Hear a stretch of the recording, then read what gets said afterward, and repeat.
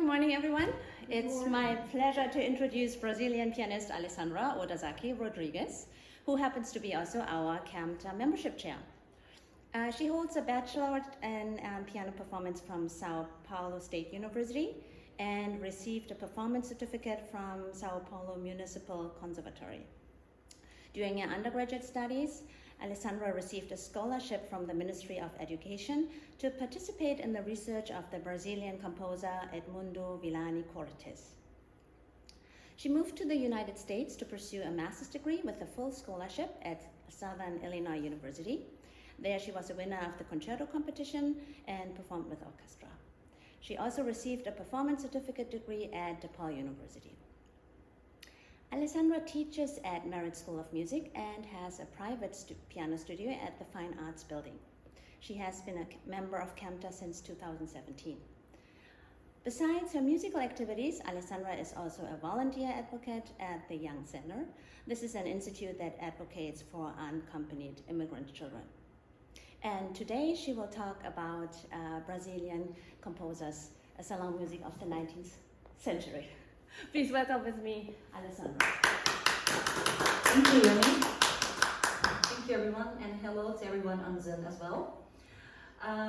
Well, I'm happy to be here, and thank you, Rachel, as well. Well, before saying anything else, I will start actually playing by a piece by Henrique Alves Mesquita. So before any ado, I will start by playing Ali Baba, or The 40 Thieves by Henrique Alves Mesquita.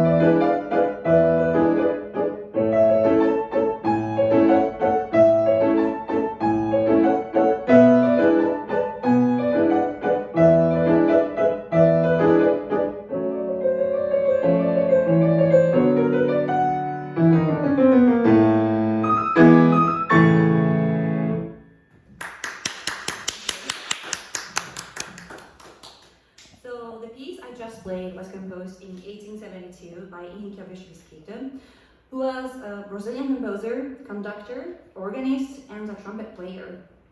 A black man, Mesquita was a son of two non-married parents born into a country with the largest institutional slavery in South America. A talented performer, he was seen as a young, promising musician by his peers. For example, he started gigging officially when he was 17 years old, at a very early age.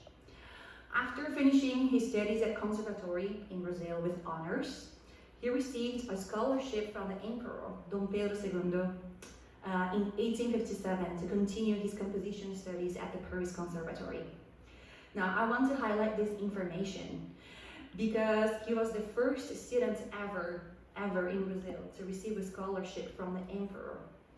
And he got a very prestigious scholarship, which was the Travel Award, which means that all his expenses was paid by the government, by the emperor. So in a society that was marked by unequal opportunities and be at the mercy of elite and the emperor, that makes me think that Mesquita, he had a very enormous importance for Brazilian musical scene in the 19th century. He was the first person to compose a tango in Brazil. Actually, not he only composed a tango, but he also specified it by adding brasileiro. So tango brasileiro or Brazilian tango, by making this music genre very unique. This piece, Ali Baba, was performed in a Mágica. So this is the picture, or magic for loose translations in English. So what is Mágica? Mágica was a musical theater production that usually portrayed fantastic and enchanted elements, like fairy tales or ghosts. It was also one of the main entertainment source for all kinds of socio-economical backgrounds back in the 19th century. Like everything else in Brazil, it was a mix of elements from different genres, like zarzuela, Italian opera, and French operetta. Zarzuela, because between the scenes there were talks from the actors and the audience. Italian opera, because the singers, they needed to sing bel canto on very virtuosistic vocal lines. And French operetta, because there was orchestra behind the curtains. Okay. This performative space, like the Mágica, was very important to the development of the Brazilian tango, because it made possible to add urban musical styles like habanera, jongo, and machixe. Jongo is an ancestral dance with origins from Congo and Angola. And I will explain about machixe later.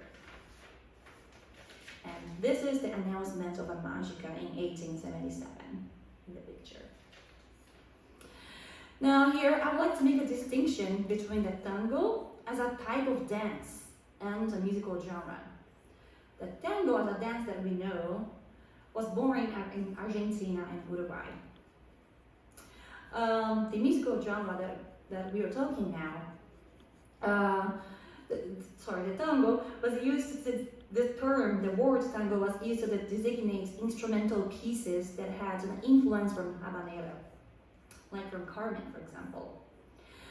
It also didn't have a specific modern structure, and it varied a lot from one rhythmic style to others.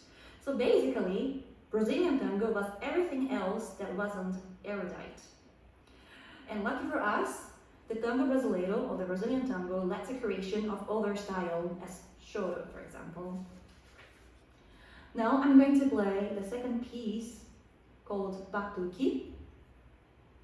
It was composed in 1894, and a loose translation for Batuque is drumming. So here we go.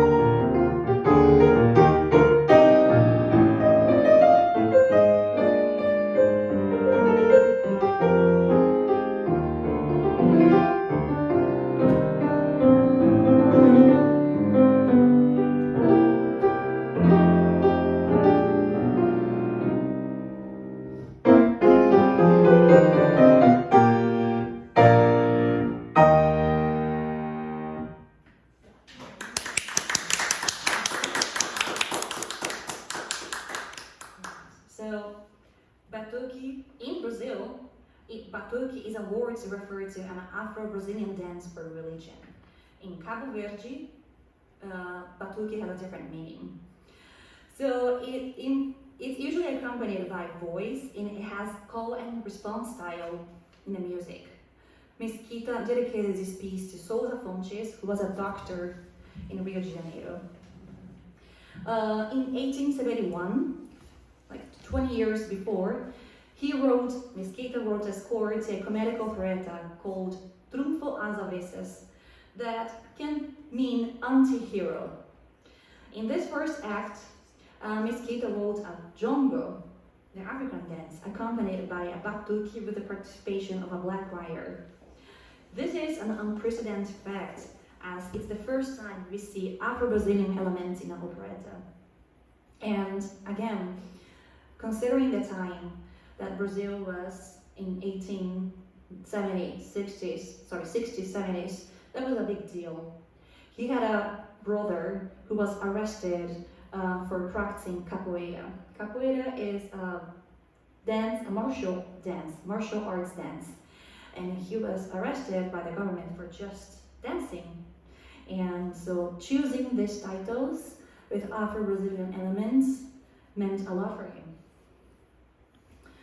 All right, now I will play a third piece called Faísca, which can be translated to the spark. It was composed in 1887.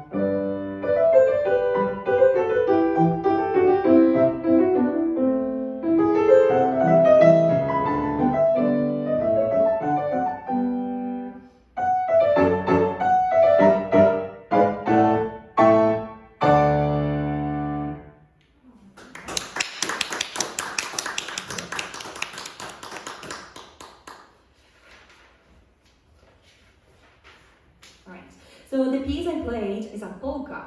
It's written not as a Brazilian tango, but it's a polka composed around 1887, a year before the abolition in Brazil. I find the title very curious, as the piece is dedicated to the president of the group called Socialist Congress. Yeah, so he dedicated this piece to some group that was called Socialist Congress. But funny enough, the socialism that we know as Marxism hadn't arrived in Brazil yet in 1887. So what is the meaning of this Socialist Congress that Mesquita was referring to? In my research, I couldn't find any existence of Socialist Congress, nor who could it be the president of this group. Yeah, because the socialism that we know as Marxism arrives in Brazil in 1890 only, 3 years later. We know that Henrique Alves Mesquita, he was a member of a workers' party in 1890 for a very short period of time to defend musician and artist rights. But still, that was in 1890, 3 years later than when the music was composed.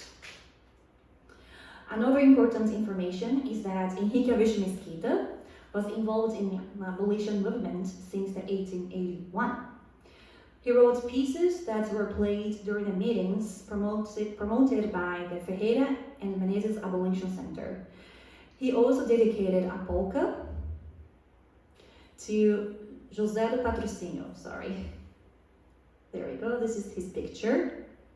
Oh my gosh, sorry. There, yeah. Who was the president of the center. He dedicated pieces and wrote hymns that was played during the meeting. So considering the history context and his involvement with this matter, I believe that this polka maybe, very maybe, could have been also dedicated to him, José do Patrocínio. But of course, more research needs to be done. All right, now I'm going to play a fourth piece by him that's called Quebra Quebra. I tried to find the translation for this piece, but I don't know what that means. And I also asked my friends, and they also don't know how to translate that. So my interpretation of Quebra Quebra, minha gente, kind of means, let's go dance. Go dance. That's my interpretation. All right, so here goes.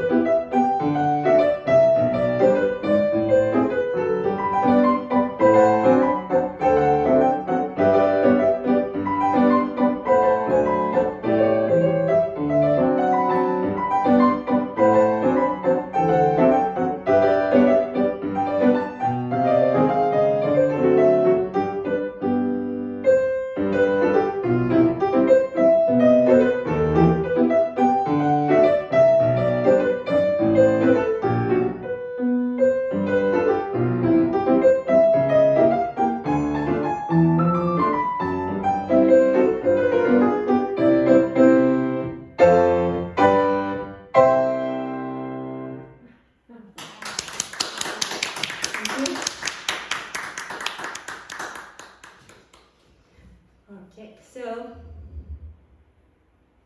If you take a look to the title, right up below the title, it's marked as polka katerite, right here. Yeah.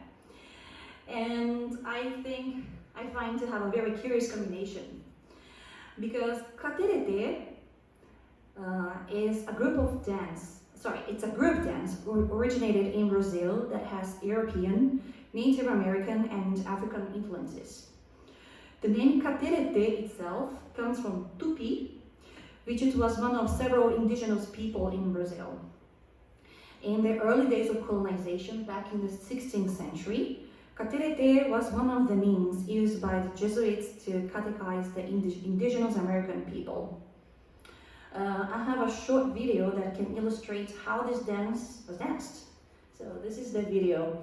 This is the Firefighters Association from Uberaba.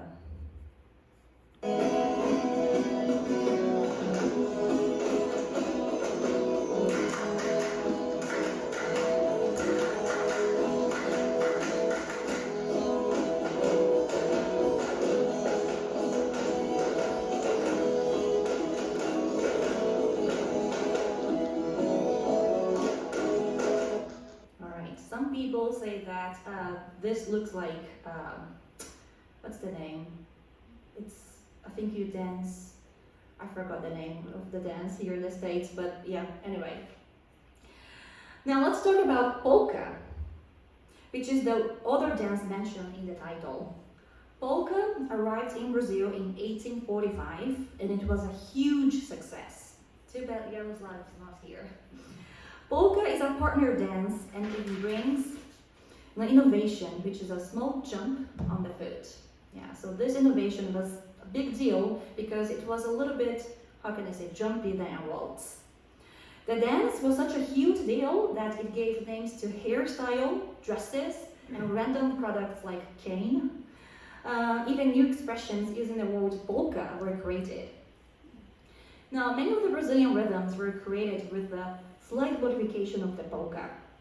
So polka is usually a 2/4 time signature in allegro allegretto, which sounds like this.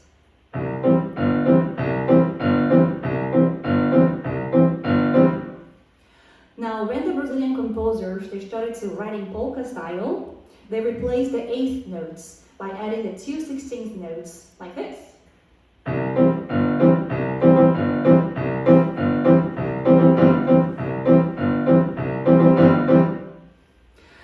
There was also this rhythm, which was an inclusion of a 16th rest and by replacing one of the 16th notes. So something like this.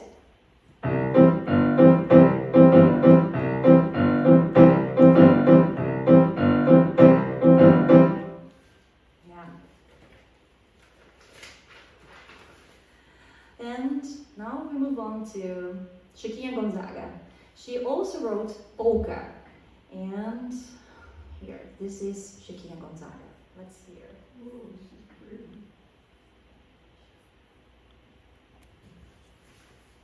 So this is a polka composed in 1877 by Chiquinha Gonzaga.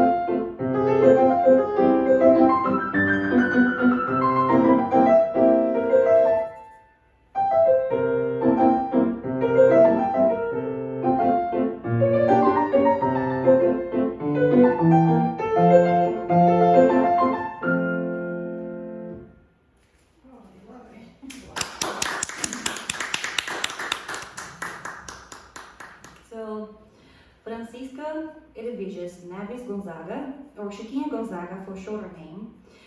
She was a composer, pianist, and the first woman conductor in Brazil. In her baptism certificate, she is referred as innocent, an expression that was used to refer to children born to an emancipated mother, and while ingenuous or naive was used to refer to emancipated children born from an enslaved mother. She was daughter of a mestiza mom and a wealthy white father. It took some months for him to accept Chiquinha as a daughter because his family was against the union of the couple. Since their early childhood, Chiquinha Gonzaga received an education that prepared her to be a lady and to fulfill what young girls like her were supposed to be, a reputable married lady with a good husband and a family. Indeed, Chiquinha Gonzaga ended up married at age 16 in an arranged marriage, which she was against. She had 3 kids with the Marine officer Jacinto do Amaral, so 2 boys and 1 daughter, who later on she was forbidden to see or to get in contact with because of the decisions she made later in life. Her love for music and piano was so big to the point she received a piano as her wedding gift from her father. Her husband, Jacinto do Amaral, was very abusive and didn't like that she played the piano publicly. It was fine for him as long as she kept it private, but not playing publicly. So later on, she divorced this guy, and it provoked a huge scandal concerning the time. And it was back in the 19th century. It was still a huge scandal to get divorced in the 1950s. So because of that, Chiquinha's father never spoke with her ever. And in order to succeed in this patriarchal society, it required a lot of courage, astuteness, and sacrifice from her. The polka that you just listened was born in an improv session at Henrique Alves Mesquita's house. Not only that, Mesquita also helped her by editing the piece to be published, as he owned a publishing house. It received this name atraente, or attractive, because it became popular very, very fast. I hope you were able to hear the rhythmic variation of the polka. Now I'm going to play Carijó, which is a different tango choro by Chiquinha Gonzaga.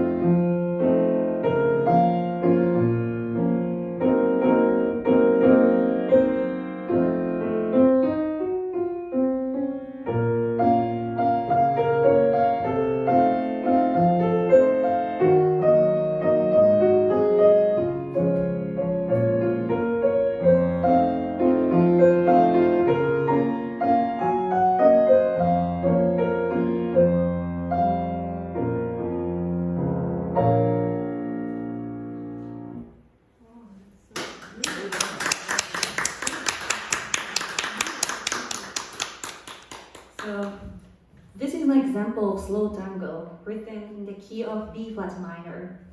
Usually her tangos are written in a major key, and this is one of four tangos written in a minor key. The word Carijó refers to Guarani people, one of many other native indigenous people that lived in southern Brazil.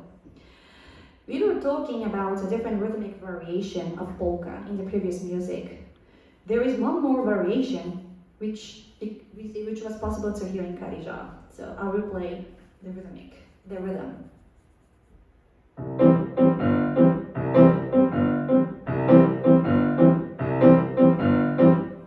It's a little bit more syncopated. This rhythmic style is called machixe. And it was created by a combination of the first rhythmic variation with the 16th notes and with an influence of other rhythms like habanera and lundu. Lundu is also an Afro-Brazilian dance.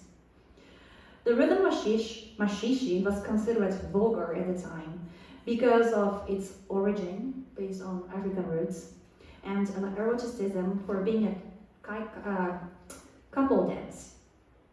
On a side note, the dance machixe, or the rhythm machixe, traveled here to the States, and there is even a recording of a boogie called Boogie Machixe that was recorded by Bob Crosby in the 1930s. I don't know if you guys know this piece. Anyway, the piece that I just played uses a machixe rhythm in the left hand. I think this piece is very accessible for intermediate students, and it could be a good first piece to get in touch with Chiquinha, Gonzaga's piano works. Okay, so now I'm going to play a different tango, also in a minor key, called Gaúcho.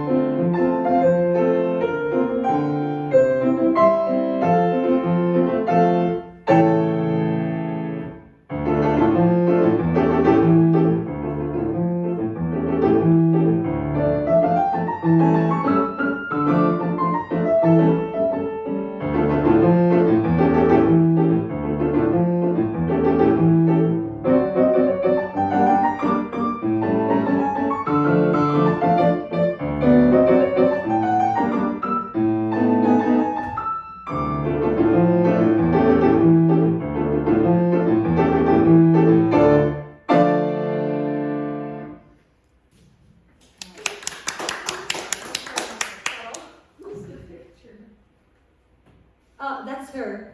Really? Yeah, that's Chiquinha Gonzaga at 85 years old. So this picture was taken in 1932. Amazing.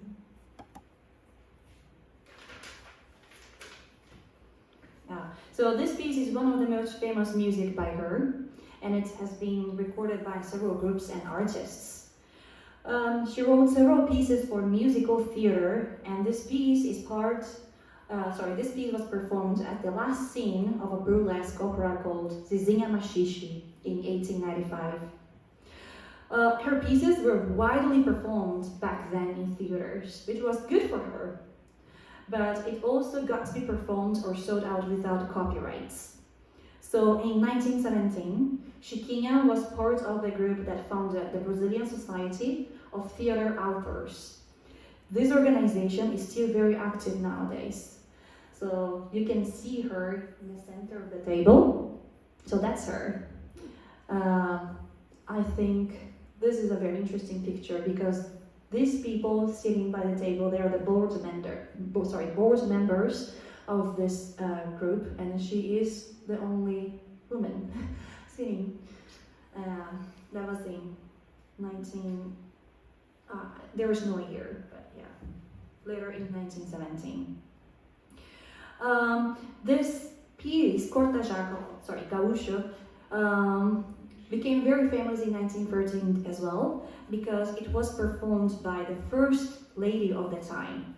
Her name was Nair de Tefé, and she performed on a guitar. So she was the first lady of the first president ever, because the Republic was proclaimed in 1889 in Brazil. She performed this tango at the Catete Palace, which was the presidential workplace, like for example the White House. And she played that during an official reception. So of course it created a huge scandal for many reasons. Well, first is because she performed a machixe rhythm at this official place, at a Catete Palace. So try to imagine that you go to the church and you play funk. So that was kind of the feeling that people felt. They felt offended by that. And not only that, the first lady, she was married to a marshal, a military man, and performing this piece on the guitar was bad, because the guitar, the instrument itself, was considered a second-class instrument in Brazil. And I don't know if that was the case here in the States as well, but in Brazil it was not good to play guitar. Yeah. And Nair de Tefé, she read the reviews of this concert, and she drew this caricature of the man who criticized her. I think that's funny. She was also Nair de Tefé, she was also the first caricaturist in Brazil. Okay, so, sorry, there we go. So these are some of the pieces that I prepared today. There's one more at the end that I will play. Now, where you can find their music, you can find their music online on IMSLP, or at this archive that's called SESC Partituras, so SESC. There is a version in English, as you can see here. You can find the website in English and Spanish version. Unfortunately, Henrique Alves Mesquita pieces are not available for purchase. After he came back from Paris, he was abandoned in a way by the government. So he didn't, how can I say? He didn't occupy big or renowned workplaces after he came back from France. So yeah, a lot of his music are believed to be lost. It's at least 60 scores. But you can definitely find on IMSLP and this archive, which is very great, and that's where actually I found the music. You can also find Chiquinha Gonzaga music pieces on IMSLP or at this archive. That's actually her name.com. I don't think there is a version in English, but you can definitely find. You can also purchase on Amazon. Here, there I saw this music score being sold on Amazon, and but yeah, so you can find. Does it have the slow tango in it? The slow tango, no, it doesn't. Yeah, it has Gaúcho, the one that I played by last, but it doesn't have the slow tango. But you can find the slow tango in this website for free. Yeah. Oh yeah. And now here comes the task for the teachers. So how can you practice these pieces? How can you get in contact? How can you assimilate these pieces? Well, part of me just wants to say, well, go to the website and just play it. But sometimes that's not the reality. I think the first advice I would give is to just listen on the music, listen on Spotify, listen on YouTube. There are some recordings that you can find. Henrique Alves Mesquita's pieces, though, you can't, because His pieces are not very often performed. There is one recording available on YouTube, and that's all. And yeah, and I think this is the first time we played Henrique Mesquita here in the States. Wow. So that's cool. Yeah. US So- premiere. Maybe you could put them on. Maybe I could. Yeah, that's a trick, yeah. Now, I found this exercise that was very creative. It's not my idea, so I put the book. The book is called The Brazilian Piano Book by Turi Colar, and that's in page 50. So, he is using Hanon. While the right hand plays Hanon exercises, the left hand is playing the machixe rhythm. So it sounds like this. And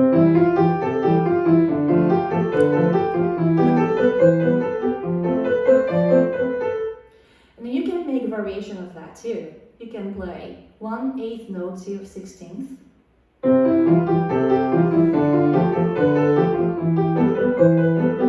And you can invert those rhythms.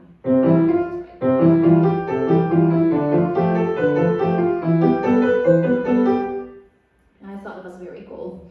You can also, here on the right side, you can see an open chord version in the left hand. This is very useful because a lot of her pieces, Chiquinha Gonzaga's pieces, have this octave.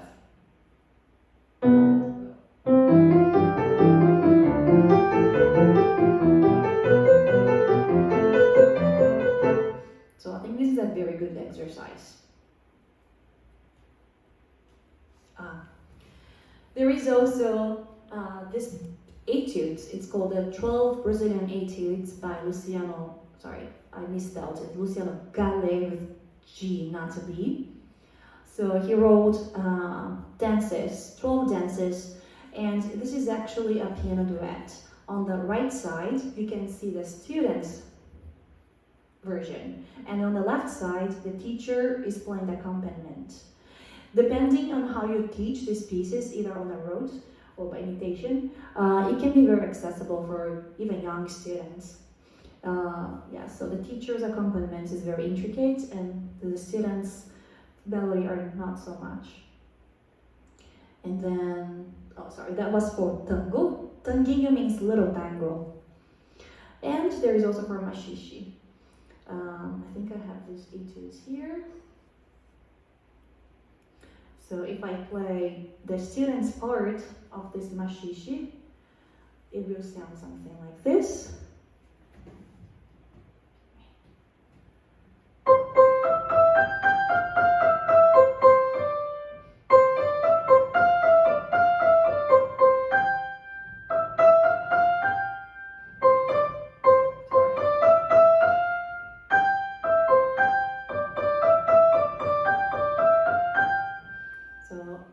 It's in unison, but then the teacher's part is, difficult.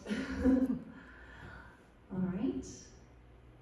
Oh, and while I was searching pictures for this presentation, I found this picture taken by Marc Ferrez. He was a photographer from the 19th century, and he took this picture of Ouvidor Street. Ouvidor Street is located in downtown Rio de Janeiro, and it was one of the fanciest streets back then. And by here, you can see that says Piano Músicas. So this is a music store, and probably Chiquinha and Mesquita walked by these streets. Yeah, so I would like to play Só no Choro by Chiquinha Gonzaga, and she dedicated this piece to Henrique Alves Mesquita. She actually calls him Mestre, which means master.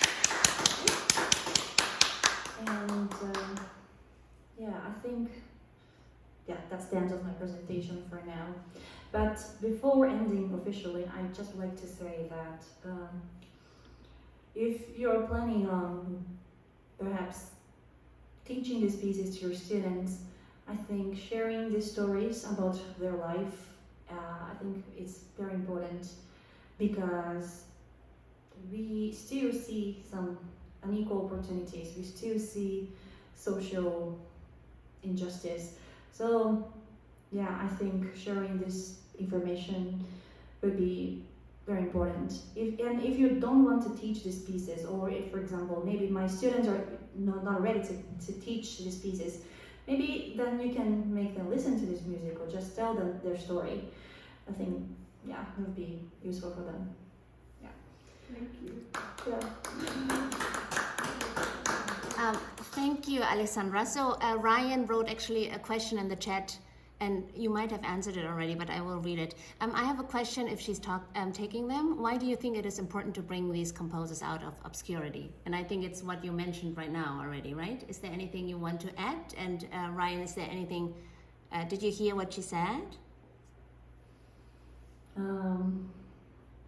Yes, he heard it, and he's fine. I just wanted to ask if you want to add anything, but I think it was all self-explanatory. I think I also would like to add that representation still matters. So, yeah, these composers were forgotten and by their own people and by their own government. So we have to keep playing them. Absolutely. And he wrote, I just want to give her a chance to discuss why this is important. Okay, any more questions? It's important to me because, well, firstly because they're Brazilians, and I think I found my Brazilian identity when I moved here to the States, not in Brazil. Being away from my home, I think gave me some opportunity to think about this, and I just love their pieces. They are very important to me.